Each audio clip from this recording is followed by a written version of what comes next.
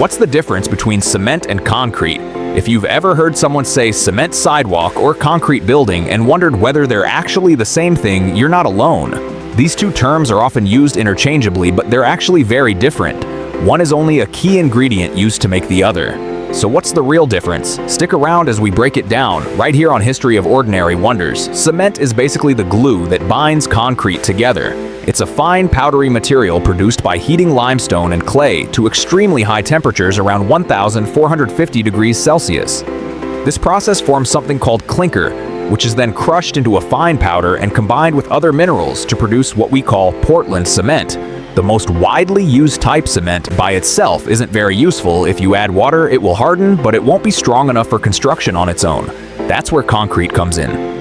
Concrete is the final solid material used in everything from sidewalks to skyscrapers. It's made by mixing cement with water, sand, and gravel or crushed stone. When these ingredients combine, a chemical reaction takes place known as hydration, which causes the mixture to harden and gain strength over time. Think of it this way: cement is like flour in a cake recipe.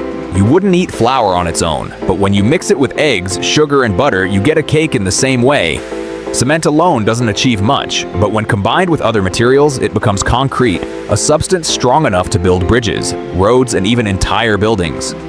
The confusion between cement and concrete is very common, and it makes sense. Cement is such an important part of concrete that many people assume they are the same thing. It doesn't help that construction workers, contractors, and even DIY enthusiasts sometimes say cement driveway when they actually mean concrete driveway. Another reason for the mix-up is branding. Some cement companies market their products in a way that makes people think they are buying concrete. You might see bags labeled cement mix at hardware stores, but these often already include sand and gravel, making them closer to a ready concrete mix. How does cement harden when water is added to cement? A fascinating reaction begins. Tiny particles in the cement react with water, forming crystals that interlock and create a solid mass. This process, called hydration, continues for days, weeks, and even years, which is why concrete keeps gaining strength over time. In fact, the ancient Romans were masters of cement-based construction. They developed a form of concrete using volcanic ash, which helped structures like the Pantheon and aqueducts survive for thousands of years. Some of their concrete works are still standing more than 2,000 years later. Not all cement is the same. There are different types, each designed for specific conditions. For example, sulfate-resistant cement is used in environments where concrete is exposed to harsh chemicals like seawater. Rapid hardening cement sets faster than normal cement, making it useful for projects that need quick completion. Concrete also comes in many forms. Some types are reinforced with steel bars, called rebar, to make them stronger, while others include air bubbles to create lightweight insulating. Concrete. There is even self-healing concrete that contains bacteria which produce limestone to seal cracks over time. Getting the right balance of ingredients is essential for strong concrete. Too much water can weaken it, while too little makes it hard to work with. That's why construction workers follow strict ratios when mixing concrete. The standard mix is often called the rule of 6 bags of cement per cubic meter of concrete, a maximum water to cement ratio of 0.6 and at least 6 days of curing to reach initial strength.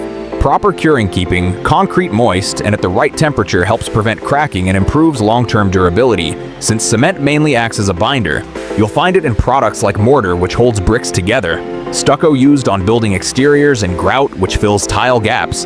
It's a versatile material, but you would never build an entire structure out of pure cement concrete.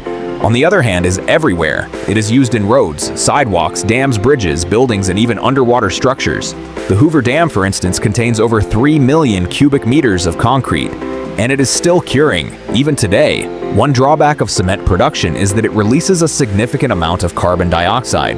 The industry contributes around 8% of global CO2 emissions. However, researchers are developing greener alternatives, such as carbon-negative concrete that absorbs CO2 as it hardens. Some companies are also experimenting with replacing traditional cement using fly ash or steel slag from industrial processes. Innovations like 3D printed concrete structures and ultra-high performance concrete are also shaping the future of construction, making buildings stronger, more efficient, and more sustainable. So next time you hear someone say cement sidewalk, you'll know what they really mean is concrete. Cement is just one ingredient in the mix, like flour in a cake, while concrete is the final hardened material we see all around us. Understanding the difference isn't just technical accuracy, it helps us appreciate the materials that literally shape our world. Whether it's the foundation of your home, the roads you travel on, or the skyscrapers defining city skylines, concrete is a fundamental part of modern life, and now you can confidently explain the difference between cement and concrete to anyone who mixes them up. Thank you for watching. If you have suggestions for our next video, feel free to share them in the comments below. We'll be sure to acknowledge your contribution. Thank you for joining us on this journey through the history of ordinary wonders. Don't forget to like, subscribe, and stay tuned for more stories hidden in the smallest details.